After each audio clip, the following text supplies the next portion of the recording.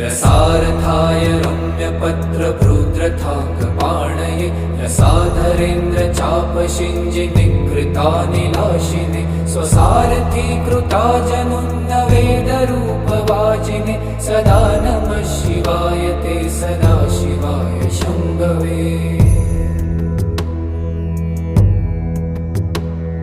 अतिप्रगल्भ वीरभद्रसिंहनाद गर्जित श्रुतिप्रभीत दक्षयाग योगिनाक सद्मना गतिप्रदाय गर्जिताखिल प्रपञ्च साक्षिणे सदा नमः शिवाय ते सदा शिवाय शम्भवे।